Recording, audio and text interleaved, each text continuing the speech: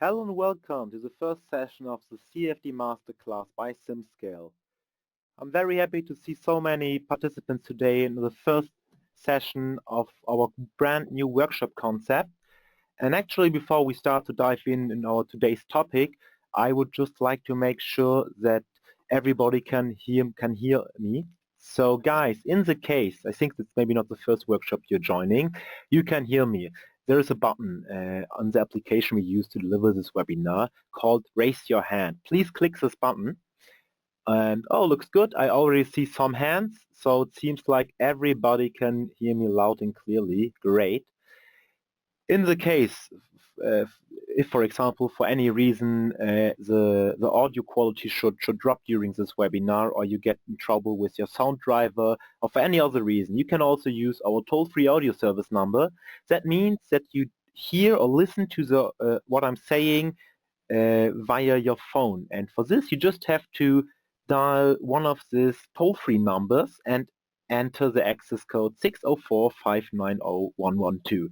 To give you an example, for example, if you are in UK, then you should use this number +44 020 3713 5031, and then you will be asked after several seconds to enter the code. Okay, great. Then let's start, and maybe let's take at the agenda a look first. Today we will have the very first session of this workshop series, and before we actually start about today's topic, wall modeling, I would like to talk a little bit about the idea of this workshop series and what we want to achieve. Then you will learn a lot of interesting stuff about wall modeling. I will give you a live demonstration how to apply this knowledge if you want to increase the quality of simulation result, and after that we will discuss the homework assignment and your question and answers. Okay, then let's start to talk about this workshop. There are two things. First of all, why are we offering this workshop and what is the aim of joining this workshop series? And as you know from the workshop description, this is our very first workshop which is targeting mainly advanced users. And the reason is that, as you know, simulation is very useful but also comes with a lot of challenges, especially about the knowledge you need to have in order to be able to produce good results. And there is a difference between a nice picture, I would say, and a meaningful simulation result. And really the aim of this workshop series is that during these 3 sessions we will show you different aspects of simulation modeling for CFD, which can make the difference between a nice picture and a great simulation. And therefore, first of all, I've prepared a very small poll, and I would like to know how would you yourself describe your knowledge about CFD. So this is a multiple choice poll, and let's just take a look. Now you should be able to vote, and let's see. Okay, looks good. So some people are still voting.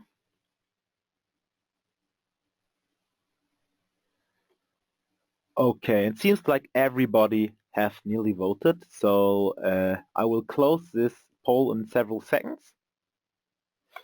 And nice to see that basically most of you are advanced or new users. So I think this workshop really fits to you. Just one thing. It's the case you never used SimScale before, never performed a fluid food simulation before. Some of the things I'm talking about might are new to you. And in this case, don't worry, just ask your questions. I will try to answer every question. And what you can also do, if you think that you're missing some fundamental knowledge, you can also take a look at some of our learning resources. But now let's talk about how this workshop will work. As I mentioned, we will have 3 sessions, online sessions, a webinar, and during this webinar I will introduce you to a new field of knowledge related to advanced CFD modeling. And this workshop also consists of an optional homework assignment. Nobody has to do the homework assignment, but in the case you work on it, and I really recommend to do the homework because it's needed to deepen the knowledge you gain here. You can share your homework with us using a form on simscale.com, and we will award everyone who is submitting all 3 homework assignments, which will take, by the way, between half an hour and 1 hour. And just because some people ask me again, yes, we will record every webinar and provide you afterward with a link where you can watch the recording.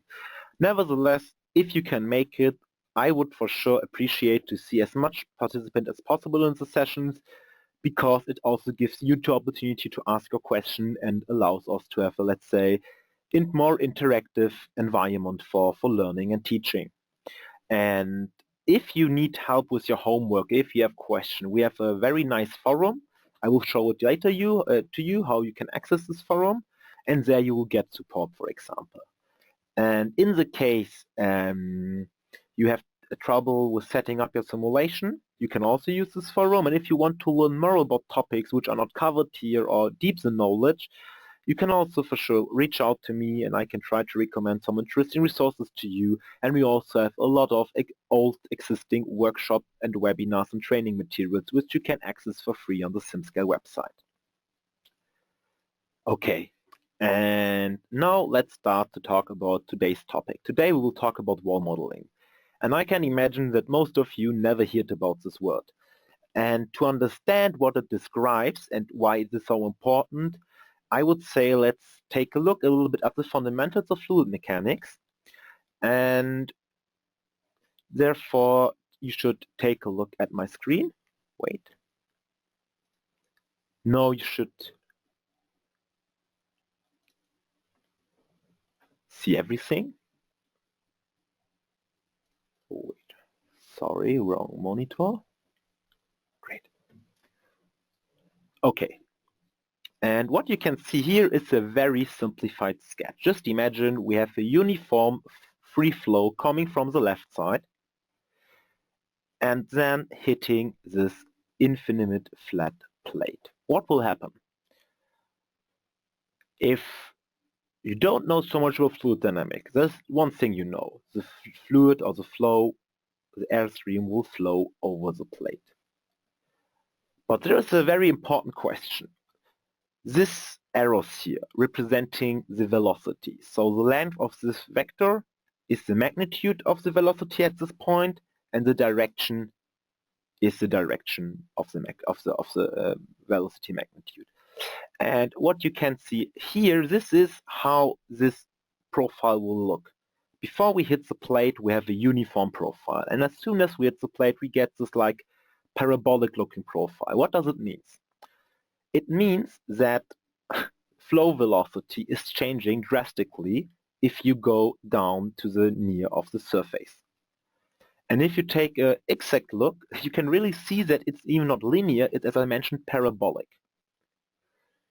And if we go more far away, we can see that here, like the flow velocity is constant till here, and in this area it starts to decrease. And if we go further in flow direction, we can see that now the profile of this velocity of the velocity distribution have changed massively. And this is very important. The effect, or what we see here, is the boundary layer. And the effect you see can be explained very easily against what most people think air or fluids in general. It can interact with physical walls. And if we would take a zoom into this plate and take a look at the point where the flow airstream is touching the surface, you would see that the air is sticking here. So on this whole plate, we have a stick connection, and the thinnest layer of air between the surface and the flow is standing still because of friction. It's sticking. The friction height, it sticks to the wall. And this results in, let's say, a transport of energy. And the result of this in the end is that all the different layers of air interacting, and that results in this velocity profile. And if you're far away from the wall, the velocity is the same like the free stream velocity here. And this distance, let me mark it. That distance here, we call it d. And d is the distance to the point in y direction where the velocity of the airstream is 99%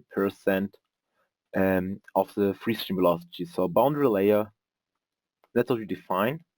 Boundary layer is the layer of air in the near of the wall which is interacting with the wall.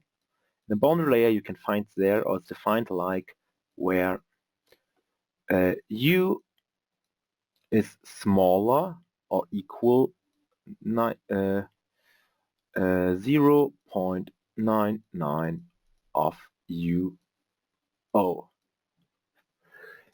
And this D, which is thickness of the boundary layer, is very important. And now you maybe ask yourself, okay, but why is this important for CFD or for creating a great simulation? And you will understand it, I think, in the next 5 minutes. Because there's one thing we can say about this kind of flow, this boundary layer flow, that basically there has a very nearly no component normal to the surface. We have only component in X, and the component in X, which is represented by these arrows, changes rapidly in Y direction. So in this direction, it changed rapidly, and in X direction, which is this direction, it changed very slowly. And what is very important to know about this boundary layer is that, let's say, the overall behavior of the flow around the object is mainly impacted by the behavior of the boundary layer.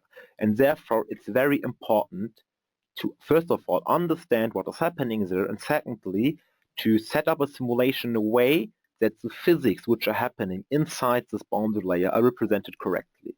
And in the end, this is what we call wall modeling. For sure, there are also parameters which determine how accurately you will resolve your boundary layer, but wall modeling, which is in the end the way how to treat numerically or from a simulation perspective the effect interaction between airstream and wall, this is what we call wall modeling. In the next 5 minutes, 10 minutes, you will learn a lot of more interesting stuff about that and why it is so important. Okay, now let's take a look at this and replace our flat plate by a round body. And again, we have this free stream velocity with a uniform distribution of velocity. And then let's say this flow will somehow hit this leading edge here and be separated and flow around the upper and lower side. And what is important right now? If you take a look at this body, you can apply the same thing, the same concept of visualization for the boundary layer like we did for the flat plate. Then you have to take for every point, you like taking a look at the normal and the tangential.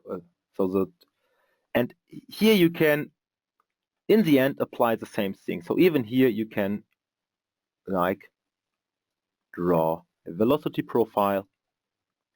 Let's make this a little bit bigger and imagine how it would look. Sorry, I'm not Picasso, as you see. If this is the wall, let's make it like this. And then we have here the normal Y, X, and F. This is the boundary layer. Then we have the distribution like this. Because this line here is our thickness, so every point of this normal above the intersection of this line and this one is the free stream.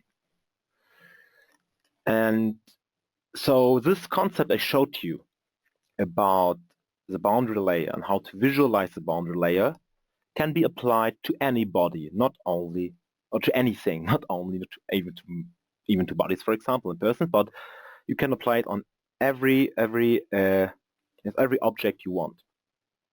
Okay, now let's make the final point. I mean, right now, the cases we took a look at were very simple. We had a plate and a very simple body which were streamed, which was an airstream.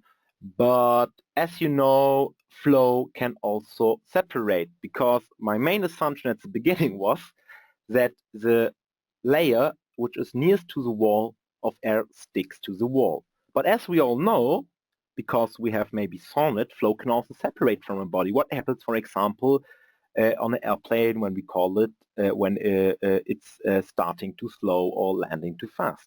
That you have a detachment from the flow from the surface, what is called in aircraft industry, for example, stall, and which can have very negative effects regarding the behavior of the airplane, because you lose rapidly all your lift.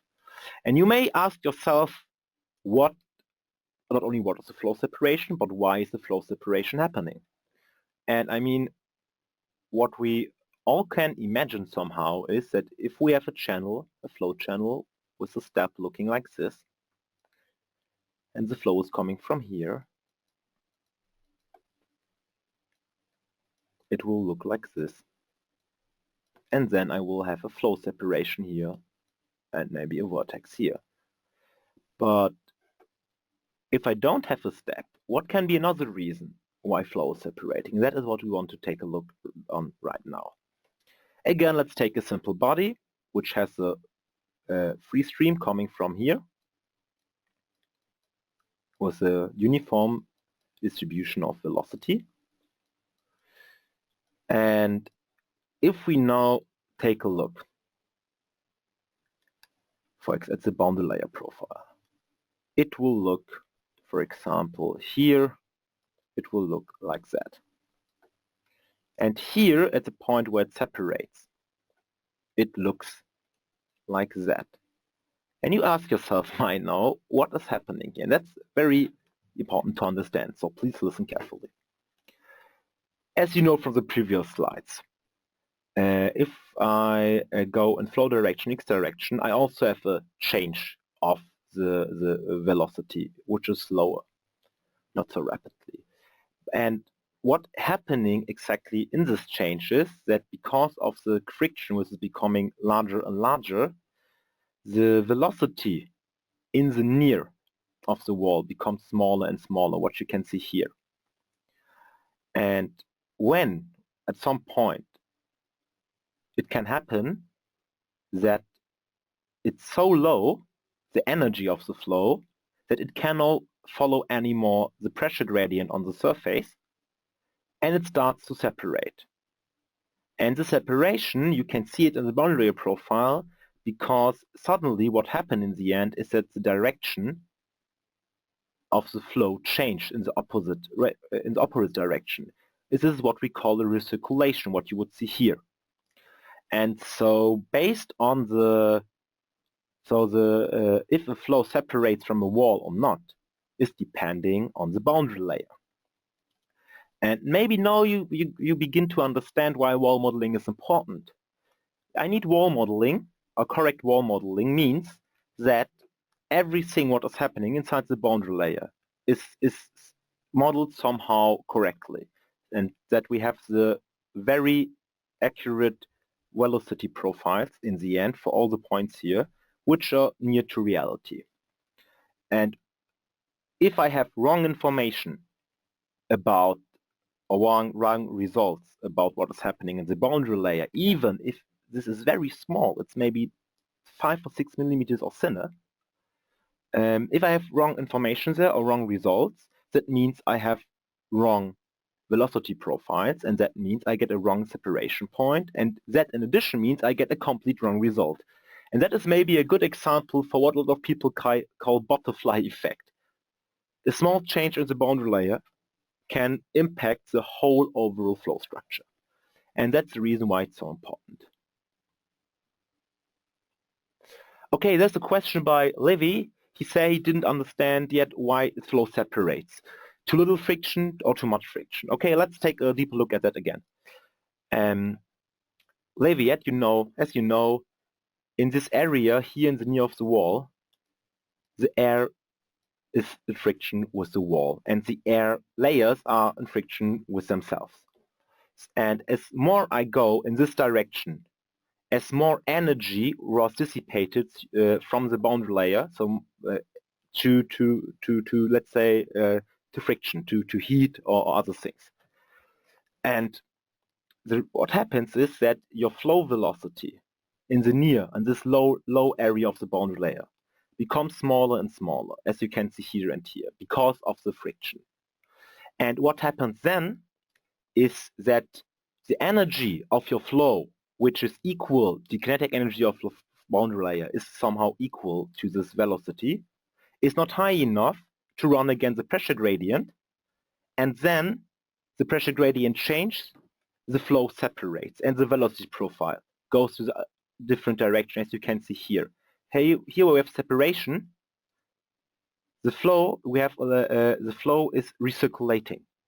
So in the end, flow separates because of the energy, kinetic energy of the airstream is not enough or the momentum is not enough to run against the pressure gradient, and we can identify a flow separation based on the change of this velocity profile.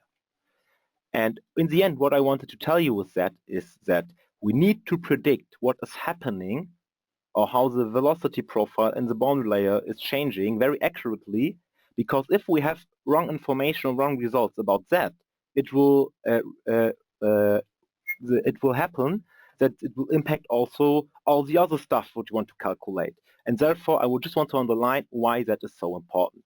I hope that answered your question. And now let's take a look how that can influence it, because there's a very good example to see how different boundary layer or flow states can impact, for example, drag. What you can see here is a, let's say, I would say standard diagram image. I saw it like in every course book about fluid dynamics. And what you can see here is a very easy example. We have a cylinder, and what you can see here on the x-axis, R is the Reynolds number. And the Reynolds number is a dimensional number. We use the fluid mechanics to be able to compare the physics of two geometrical equal bodies. Equal means if I have two different, let's say two different spheres or two different cylinders, and they have different sizes but the same round shape, I can compare the results if I have the same Reynolds number. And Reynolds number is in the end nothing more than the product of free stream velocity, diameter, divided by viscosity. And we're increasing the Reynolds number in this case by having a constant diameter, having a constant viscosity, and just changing the velocity. So here we are increasing the flow velocity. But you could even have a constant flow velocity increase the diameter of the sphere. You have the same Reynolds number. So just in the case you want to know what this R means. And in the end, what you can see here is how the drag coefficient changes depending on the Reynolds number. And for very low Reynolds numbers, we have no separation. And if we increase the Reynolds number, we get what we call a steady separation. Steady means we have a flow separation and recirculation. So here the flow is changing. It's not static. But if you would average it, you would get like a steady fluid field with the separation. If you increase the Reynolds number more, you get unsteady vortex shading, which means that the separation bubbles will fall into unsteady chaotic vortex. And if you can see right now, increasing the Reynolds number is reducing the drag coefficient. The reason is that you have higher turbulence, higher mixing, and a thicker boundary layer, and this reduces first of all the overall drag. But then it starts to increase a little bit again. And this is because you have a lamina, still a laminate boundary layer.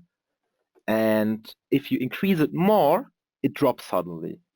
And I don't want to go too deep into this because that's not what to talk about. I just want to show you that for the same body, we can have complete different flow behavior based on the Reynolds number or based, let's say, on the velocity, flow field velocity.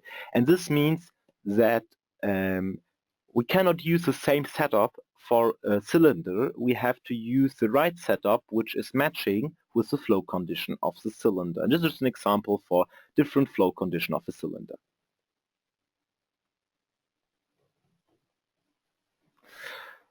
Okay, and now we will become hands-on. I told you that it is important to understand or to have a right prediction of the wall. And let's now take a very easy example to understand why it has an overall impact on the results. Just imagine you want to simulate the flow around the airfoil. And you want to predict drag in the lift. And now you may ask yourself, I think everybody can imagine what force or what drag is and what lift is, but maybe not every one of you knows exactly that this aerodynamic forces, drag and lift, have two components, which we call pressure forces and viscous forces. So now let's try to understand this. On the left side, you can see what we call pressure force. And as you can see, this line here is visualizing the pressure distribution on the airfoil. And so you can see we have pressure, a high pressure on the lower side and a low pressure on the higher side, on the upper side here. And in the end, this is what we call pressure force, is that fraction of, for example, the lift or the drag, which is produced, or let's say, as a resulting force of the pressure acting on the surface. As you know, pressure is defined as force divided by area. And if we, for example, would take a look at this is the surface normals, and this what you can see here is the surface normal at the point multiplied with the pressure. And this is, and if you multiply a pressure again with the area, you get a force. And if you do this for every small point on this wing, you will get the overall pressure force. And this pressure force is, let's say, the force, aerodynamic force generated by the difference of pressure. But we have another component which is very important. And I mean, we talked about friction. And you have friction between the air and the body. And also a kind of drag force, for example, is created because of the friction between the fluid and the wall. And this is what we call viscous forces. And the total aerodynamic force is in every time the addition of pressure force and viscous force. And both of these forces, they are mainly influenced by size and shape of the object and the Reynolds number of the flow. And for example, if you have a wrong wall modeling, and that leads, for example, to wrong calculation of the velocity profiles, you will get wrong viscous forces. And the wrong viscous forces will lead to a wrong flow separation, and the wrong flow separation will change the pressure field around the wing, which will change the pressure forces. So you need to calculate everything exactly enough, and you cannot ignore the boundary layer. Even if you are not interested in it, you need to calculate it correctly in order to be able to get a correct overall result. There is a question by Shija, and he wants to know, shouldn't the viscous force act opposite to the flow along the airfoil surface? Yes, you are right. This depends on the shape, but basically the viscous force is for sure, you would say, acting in the other direction, but we are talking here about relative velocities. So it can happen that so in general, especially for drag, it's for sure acting also in the same direction. And there is a question by Olario, and he wants to know if viscous force is the same to dynamic pressure. No, dynamic pressure is something else, but if you're interested, we can talk quickly about it. The dynamic, you say, dynamic, we have a total pressure, as you know. And Christian, the total pressure is the sum of static and dynamic pressure. And the static pressure and the dynamic pressure is defined, by the way, P dynamic as U square divided by 2 multiplied with the density. And in the end, what you mean is, I think, that the way the airfoil is generating lift, this is related to dynamic pressure, but this is for sure pressure force, not a viscous force. So viscous force is not related to dynamic pressure, however, I would say. And yes, okay. And now let's try to make the bridge to the hands-on knowledge we want to gain today.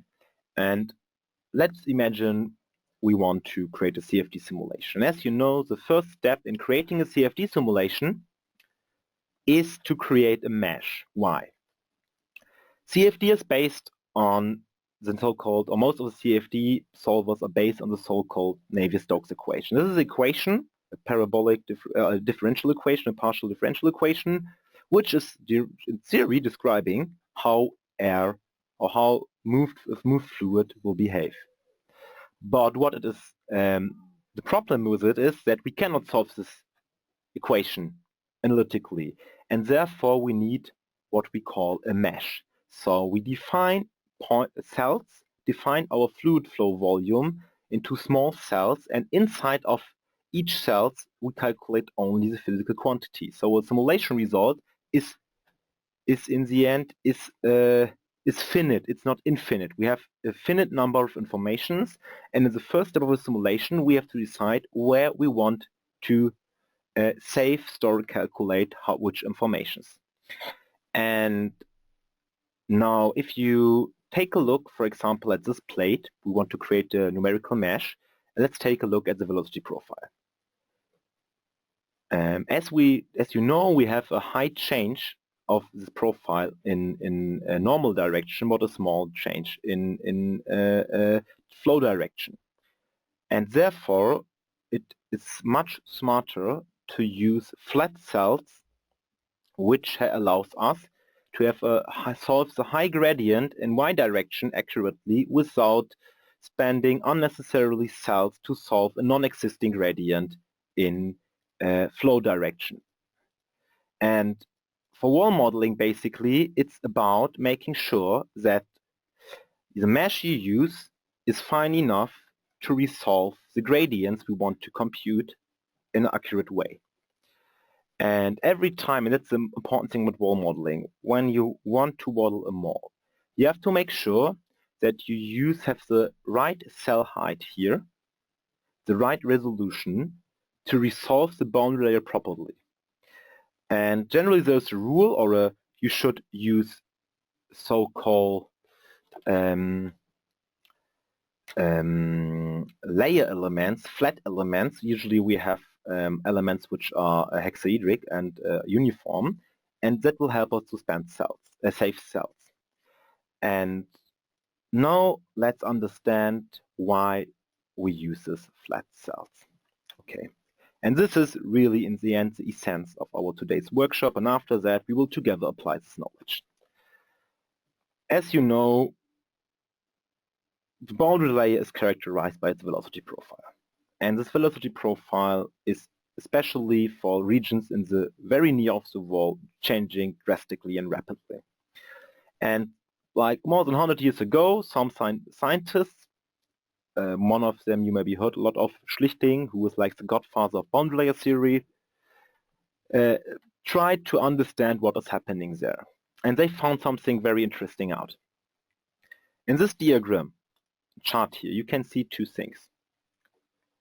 On the y-axis, we have something called u+, which is the dimensionless velocity. So it is calculated from the actual flow velocity, and it's dimensionless. So it allows us to compare it independent from the actual value. And the next thing on the x-axis is y+. It's the dimensional wall distance. And if we just go on one slide back, this distance is our wall distance between the wall and the first cell, and the velocity at this point can be seen here. So in the end, what we're taking a look at is this velocity and this distance, and the nearest point at the wall. And if you take a look and you draw like a chart describing the relation, and you would like go up and test it for every cell, you would get a diagram like that, which says that this is by the Ray logarithmic. So which says that there is a function which describes the dimensionless velocity in the boundary layer depending on the dimensional wall distance.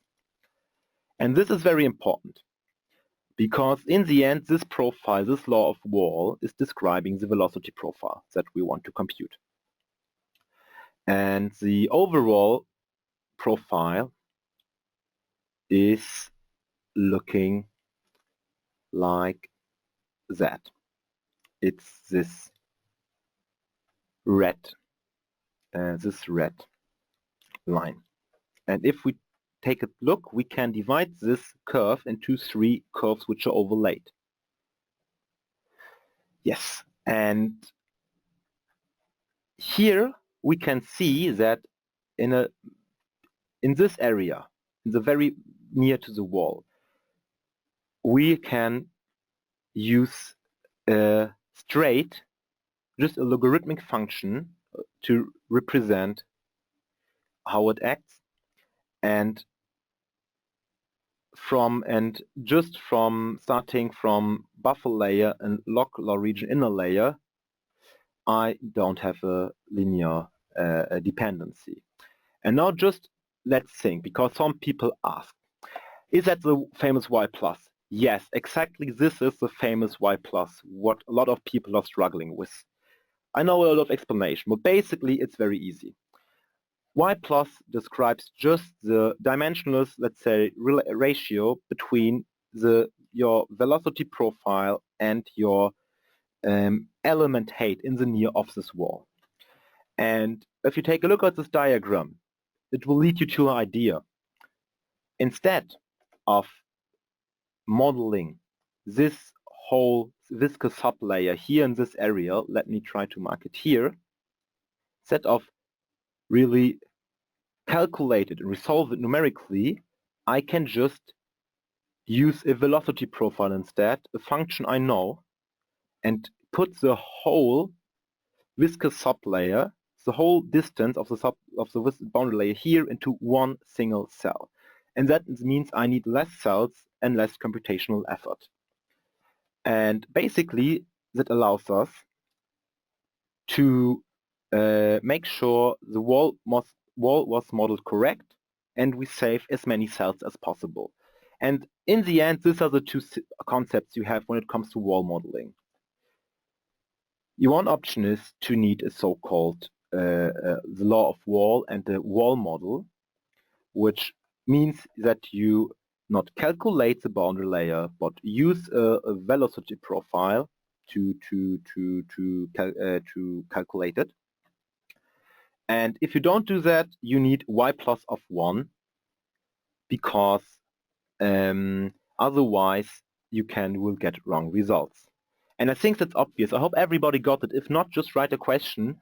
But the whole viscous sublayer, since we have this linear behavior here, which is nearly linear, can be represented by an easy profile by our law of Wall, while starting from y plus larger at 1 usually would use to model it. And if you use y plus between 30 and 300, you can use a law of Wall to save cells. If you want to have a more accurate result, you can use y plus is 1. So then, but then cells become smaller. And as long as your y plus is in the range between 3 and 300, and you use Wall functions, your result will be okay. But if your y plus is higher than 300, your result in the most cases will not be very accurate. And now this was a lot of theory, but now let's fill it with some practice and some fundament and some hands-on knowledge. So what we will do right now, we will have a live demo I prepared for you.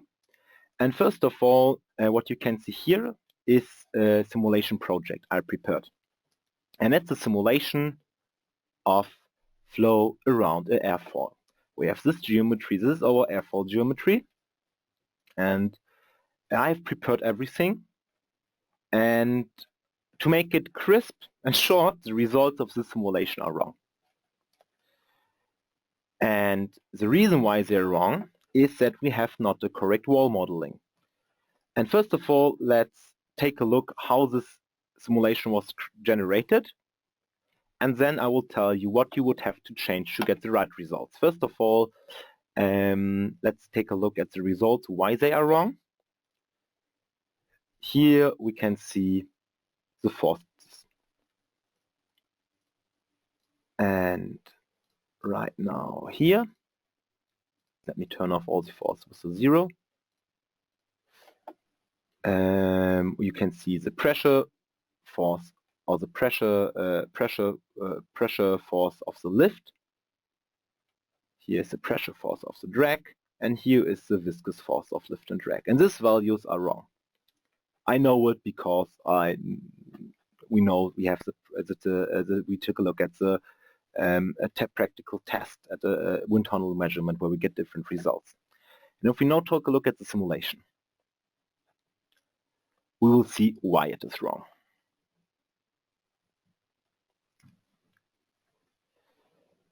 Sorry, that can take some seconds since the result must be loaded. And in the meantime, if you have more questions, just write them. And I will try to answer whatever I can. Yusuf wants to know if I can describe or explain the meaning of the Navier-Stokes equation, how we can use it. Yusuf, first of all, the Navier-Stokes equation, you cannot really use it itself because you cannot solve it. There are just a very low number of cases where you can get an analytic solution. Basically, the Navier-Stokes equation says that the change of energy, momentum, etc. in a closed control volume is the difference of what goes in and out, but in a more complex way. And we use this Navier-Stokes equation to solve it numerically, which is possible, and get the results. Okay, now I have loaded the wrong simulation result. And why it is wrong, we'll see it very quickly. First of all, let's take a look inside.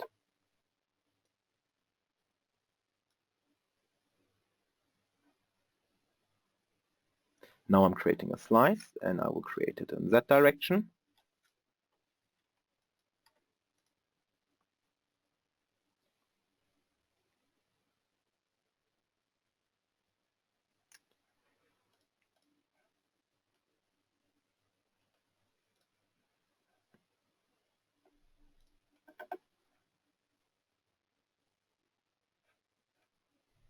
And now let's zoom. So, and now you can see the pressure distribution. Let's take a look at the velocity distribution. And if you zoom, it first looks like it should maybe. You have this thin I would call it boundary layer. To visualize the boundary layer, a very good trick is actually to take the free stream velocity, which is, I think, 50 meters per second here, something like that, and then you can really see that.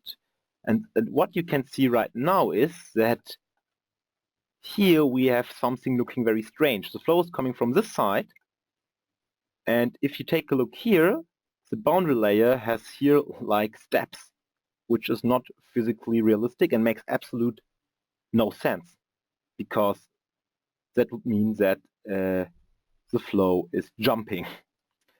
And the reason why this result is wrong, we will get it if we take a look at the surface mesh. We have no layer elements, and we have very high cells here. And as you can see, here the whole boundary layer is in half of a cell. Here you can see it. Here really not even one cell for the whole boundary layer. And therefore, the profiles are calculated wrong, and our result is, to be honest, shit. And just to show you how y plus is representing this also, I will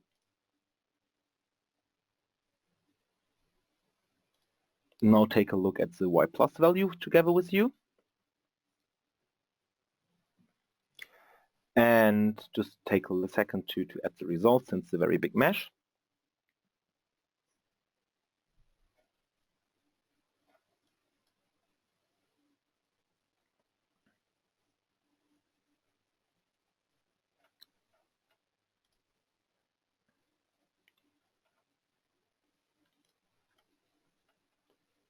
Okay.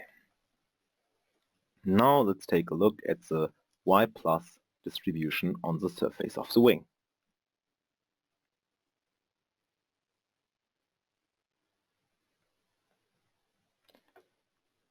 And now this is the wing. You can see now the pressure distribution. And now I will change this to y plus.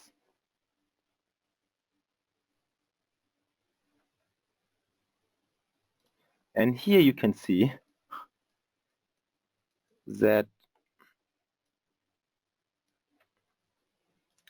I have y plus values between 0.8, which is and this number here, 2250, which is much too high. And that is the reason why the result is crap, because the boundary layer representation is wrong, and therefore the whole simulation. And now let's take a look how we can fix this very easily and get a right result. And therefore, let's first of all take a look how this simulation was set up.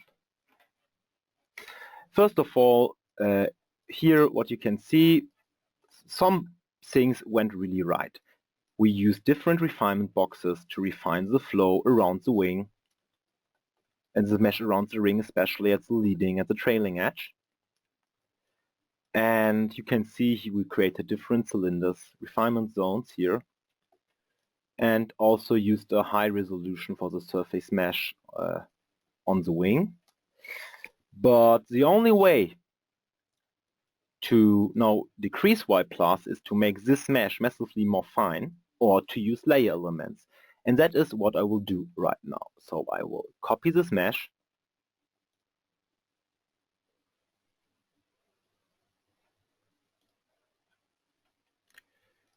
delete the existing mesh result, and here you can see that I have already prepared a mesh refinement called layer, which is not activated. And now I will activate it. And click on save. And now the layers will be generated. And based on these parameters, I would like to discuss with you. The first parameter is number of layers. And this is very easy. Just imagine your mesh is looking like that, near of the wall. Then number of layer 5 means I have 5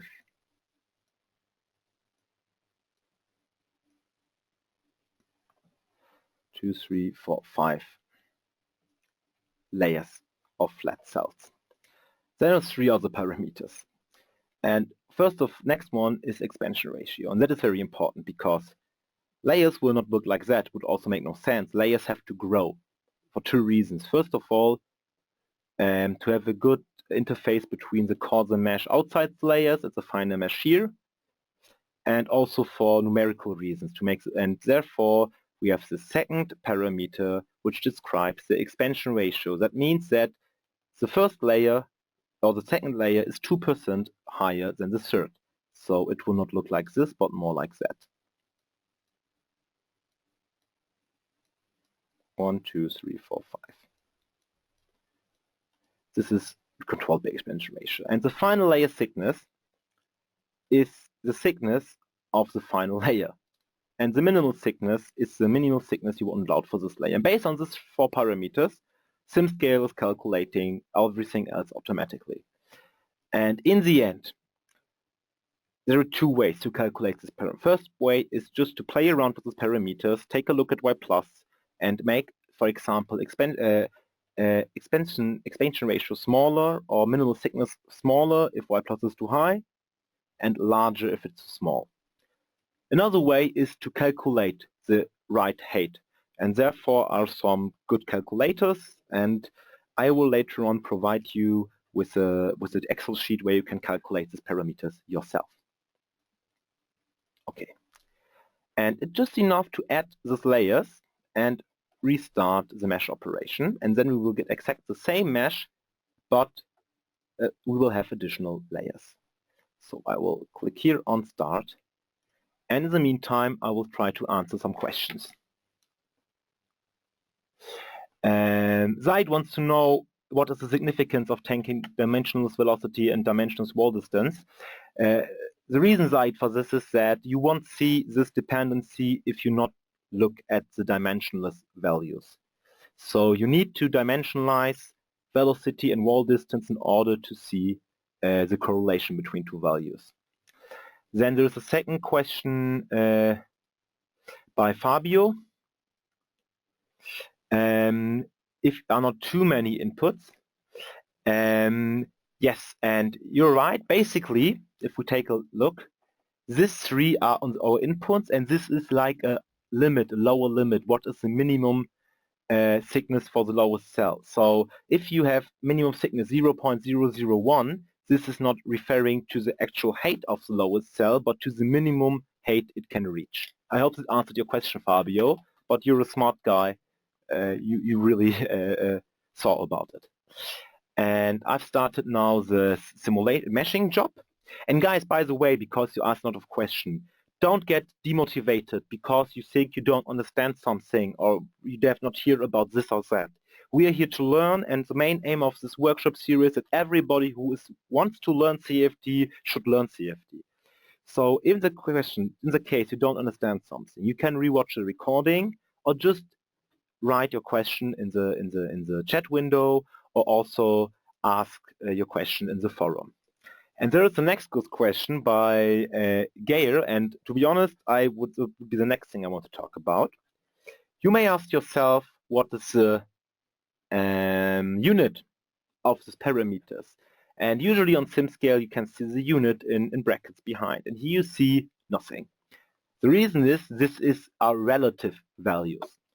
And if we take a look at the general settings, here you can see layer adding controls, relative size, true, or you can change it to false.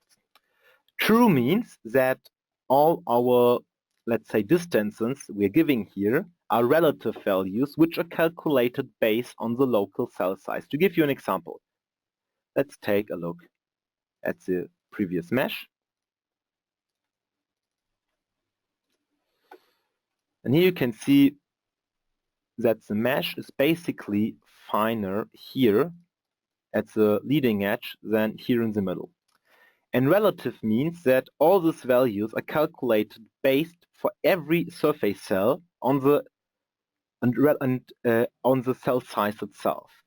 And therefore, if you have a very high variation of cell surface size, you have to use the absolute option, which make calculation a little more different and can make meshing a little bit more difficult in terms of quality, mesh quality.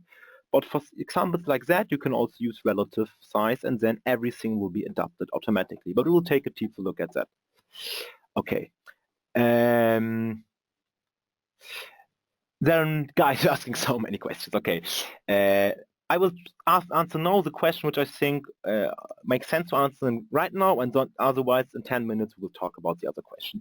Just because you asked. Some people ask me if I can recommend some books where we explain step-by-step CFD in the mathematical form. Yes, there are some books and also some online resources, and I will post them and send them to you tomorrow on email and put into the forum. I hope this is enough. And now Levi wants to know if we calculate and or specify y plus, or if it's a result. And Levi, that's again a good question. And it's basically both. Basically, y plus is not interesting from a physical perspective. Nobody is interested in the y plus value of an airplane because y plus is a artificial, let's say, quantity. It's just used for CFD. You need to have the right y plus, because right y plus value means you have the right mesh for your physical problem.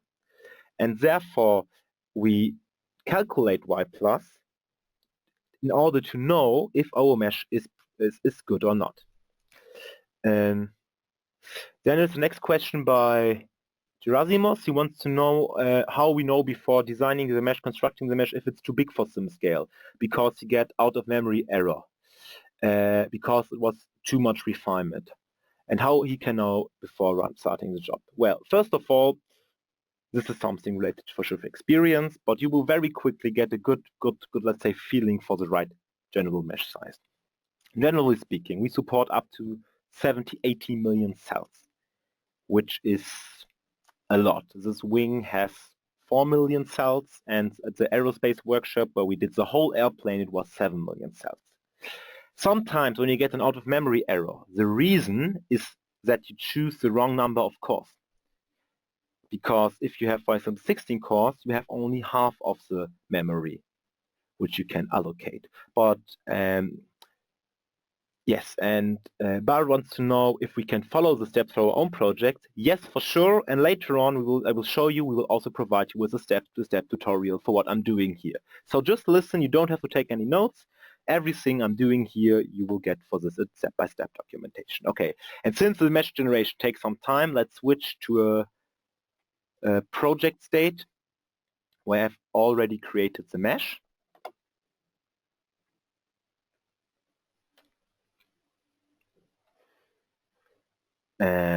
Here. And as you can see, first of all, if you compare both mesh, the old mesh has 3 million cells, the new one has 4.4 million cells.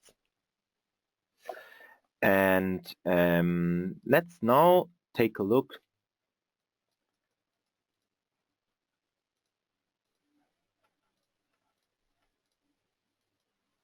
here.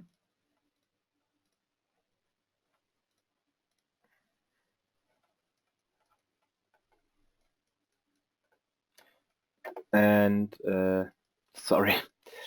And in order to take a look at the layer cells, you would say, oh, well, the layer cells, sometimes you cannot see them on the symmetry plane due of representation problems, or because the layers were stopped in the near of this wall. And therefore, don't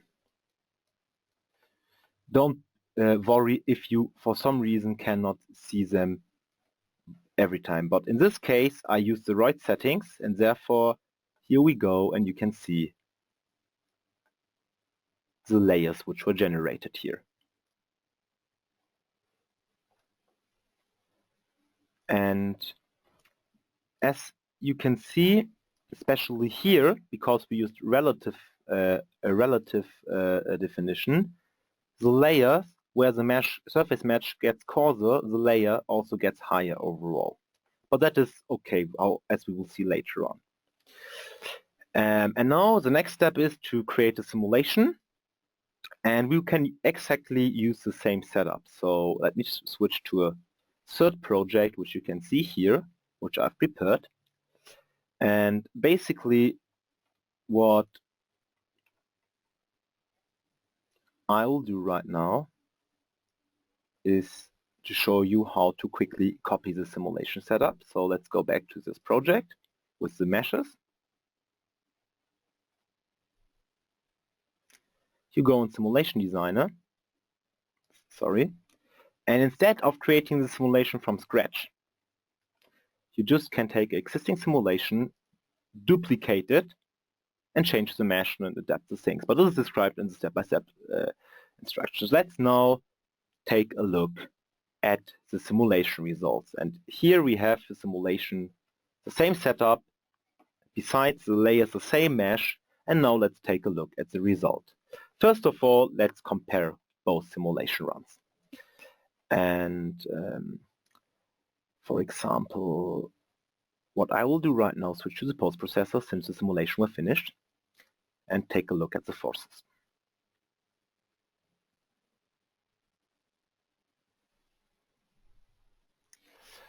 And here you can see for every simulation step the forces. And first of all these forces are zero because we have no porous elements, so we can remove them. And since our case is symmetric, we can ignore Z. And if we take a look here, Y direction is the direction, is a vertical direction, so the pressure force of simulation with layers is 5,491. And if we compare it with simulation without layers, we will get a different result.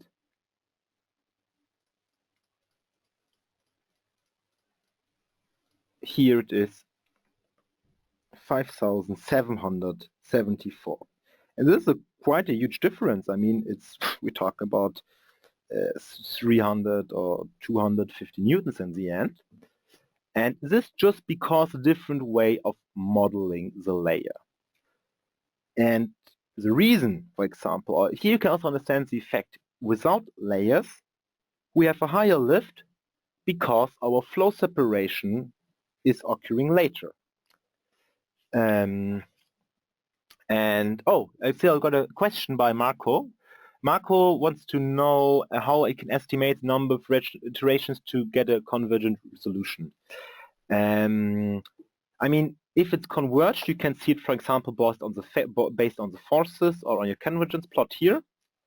But what I'm doing, in the first, I start like with 500 to 1,000 iterations for the beginning, and then I just make, for example, and if it converges, I look, for example, here you can see it converged nearly here at the beginning at 5,000 iterations, but from 3,000 it was not changing anymore. And so I then knew I need so many iterations, but it's a thing of also of experience. But in the worst case, trial and error. Okay, but now let's take a look at the simulation results, because as you can remember, Y plus was wrong for the simulation without the layers, and also the velocity distribution looked very strange. And yes, today we'll see how Y plus can affect this. Sorry that it takes the time to load, but it's really a quite big mesh. In the meantime, I will try to answer other questions. There's a question by Jeff. Say that other codes use Y plus based on turbulent kinetic energy as opposed to Y plus in main computation. And he wants to know if SimScale also uses Y star or Y plus in computation. Ah, I got what you mean. No, we use Y plus because Y star for Jeff, for example, is only available where you use, let's say, K omega or K epsilon turbulence model. So this is very specific. And okay, Pedro wants to know how we can create the force plot. It is very easy. If you want, we can show it to you. At the end of defining a simulation, you will find an option result control. And here I just added an item to calculate the forces. And you have to select for which phases and which was density. And for calculate y plus, I just added a surface data icon. But don't worry, all of the steps creating this simulation is described step by step in our forum. Now let's take a look, just quickly because we're running out of time, at the simulation result with layers. And therefore I will just create again a slice in that direction. And then you will see that we have a complete different behavior of the boundary layer.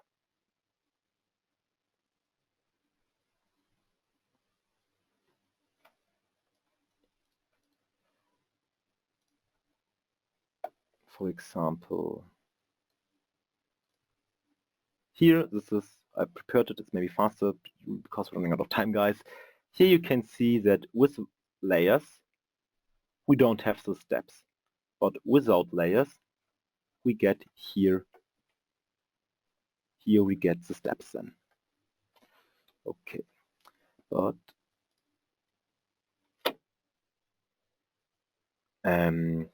I would like now to discuss your homework with you, if there are no more questions. And yes, just to maybe wrap it up, we improved the quality of our simulation massively by changing the mesh. And now we have a lot of questions. Guys, first of all, let me just present your homework to you, and after that we will go through all the questions and answer them. Okay. And I mean, I talked a lot today, and I can imagine that some of you need to think again about it. Therefore, we've prepared a homework assignment for you, and your assignment is to exactly perform the same simulation like I did. Therefore, we will provide you with everything you need.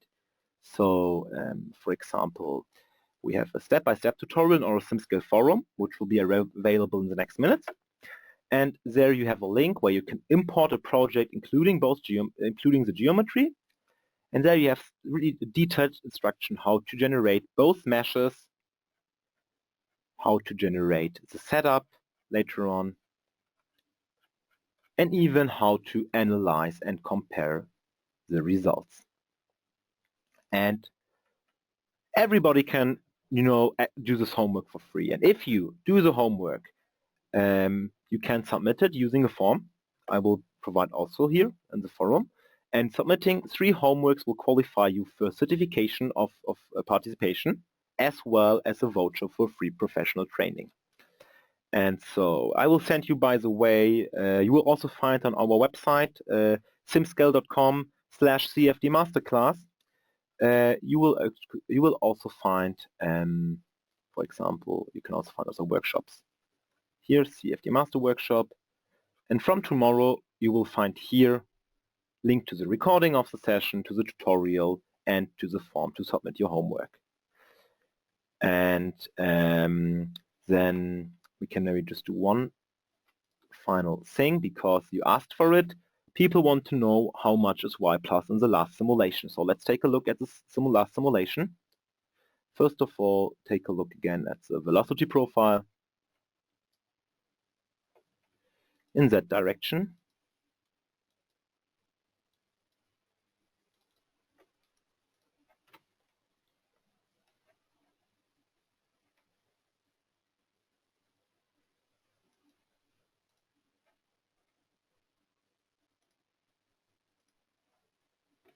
And by the way, because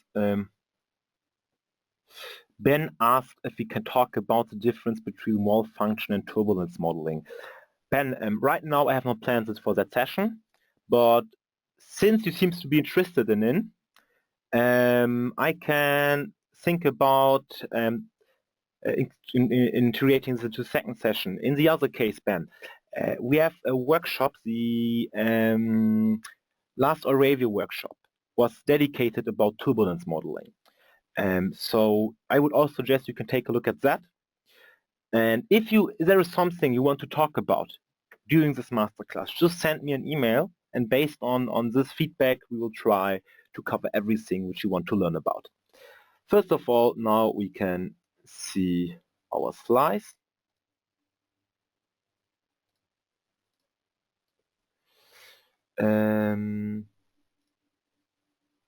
Yes, just have to change the slice value, sorry. And no, okay.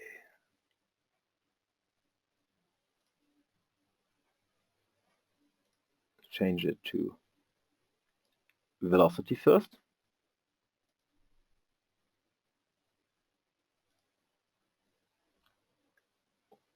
And then you can see, as I showed you also before, we have not anymore the steps.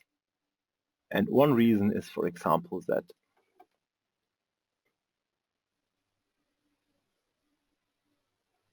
as you can see right now,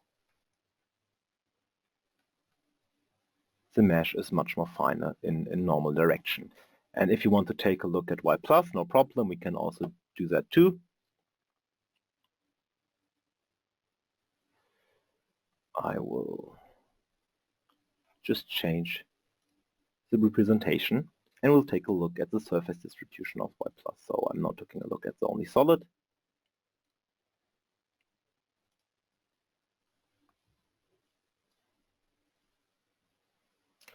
Ben, you can also send me an email. I will send you the link for the turbulence workshop since you asked. I think that's maybe smarter, yes. Okay, Bharat, I already read your question. I will answer it just after we took a look at y plus. Just 1 second. It's too many questions, guys. Sorry. And by the way, we are now at question and answers. So if you have to leave, feel free. If you don't have any questions, and you can also watch the recording the next day. Okay. Now this is y plus.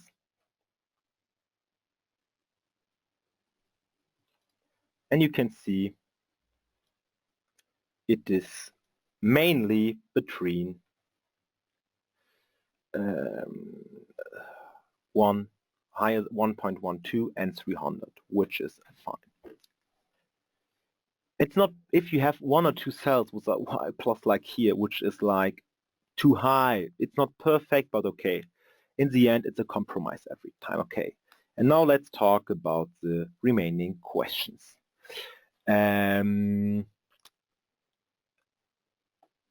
Okay, Bharat wants to know if these steps apply to pipe flows only, and how can we simulate thermal analyzers flow of fluids. Okay, first of all, basically this applies for sure also to internal flows.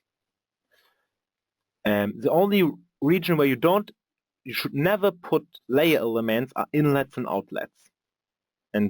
But in the end, for every kind of aerodynamics, starting from a certain Reynolds number, so for let's say every practical real-world application, you have very strong boundary effects, and you need to solve them with layer elements. And then, a question by Marian. When is the deadline for submitting the homework? Yes, the homework has to be submitted till next week, Wednesday, 12 p.m. And then Ho wants to know, Ho Xian, how do you know the y plus is correct throughout the surface? What if y plus is too low in the leading edge? Does it affect the results for calculation drag wall, the drag calculation drag because wall functions used in low y plus region? It depends. If your y plus is too wrong at the leading edge, that can be really a big problem.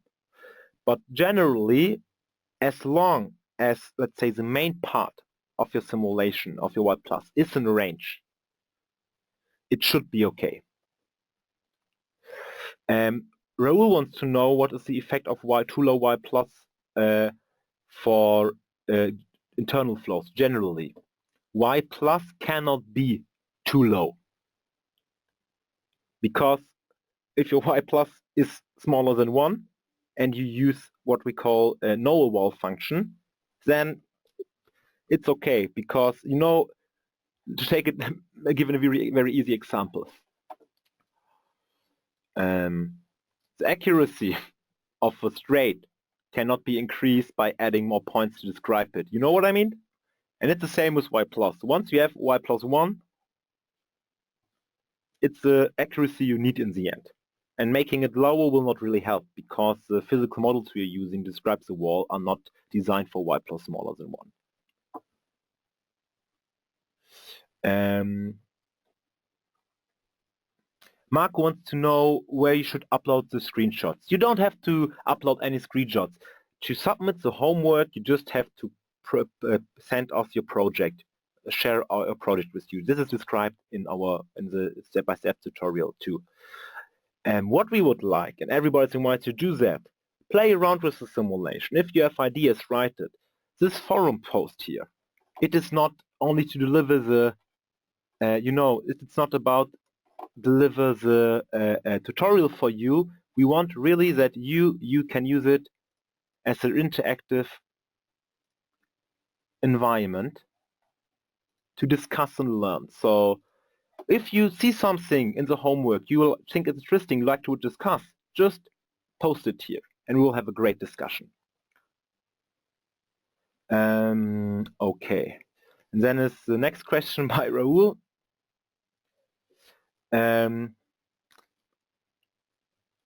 I have seen in some examples that boundary layer mesh is not used always for internal flows. For internal flow, how can we affect the boundary layer y plus? Ah, okay, I think I understand what you mean. We will talk, by the way, first of all, even for external flows, there can be situations where you don't need these layers. If, for example, the fluid is so let's say, so very slow that you have nearly no friction, then the impact is not so big. But generally, because some people ask also something, I think it goes in the right direction. What if the boundary layer looks right, but y plus is wrong? Just because it's looking nice, it does not mean it's correct. You know, you can have a wrong y plus, not the steps, but still your simulation result is wrong. And therefore, you should try to achieve the right y plus whenever you want really to count on the numbers you get. But for sure, if you are new and you want to create a simulation, you can also start without layers and add them step by step. And back to Roll's question. Your first question was, as I got it, if internal flow can also be affected by y plus. Yes, for sure, but most of the cases, the velocity and Reynolds number for internal flows is smaller than for external ones. And your second question is, what kind of numerical errors and solver stability problems can occur. And this is something we will talk about at the last session, which is about numerical modeling and validation. And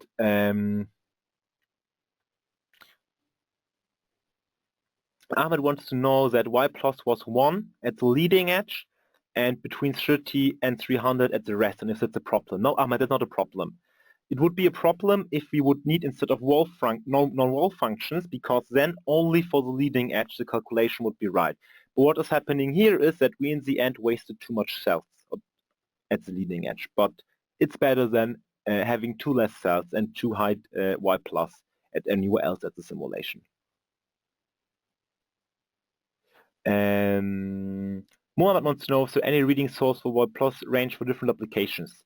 It depends on the tool you're using. At SimScale, or we use OpenFOAM, it's for wall functions 30 to 300, and 1 if you use no wall functions. And it's quite good described in our documentation, but it seems there should be, this is such a big interest, I will prepare in the forum a post with some useful resources for you. Okay, great. We are half an hour over time. We had so many questions, guys. Since there are no questions anymore, yes, I would like to say thank you very much. I know I could not answer all the questions, so if you a question wasn't answered the right way, just write it again in the forum, and I will answer it there. I have to say thank you very much for being with me. I hope you learned something. It was a very big pleasure for me to deliver this webinar today to you. And yes, I hope to see you next week. Please do the homework. It will help you to understand everything, and have a nice week. See you soon. Bye.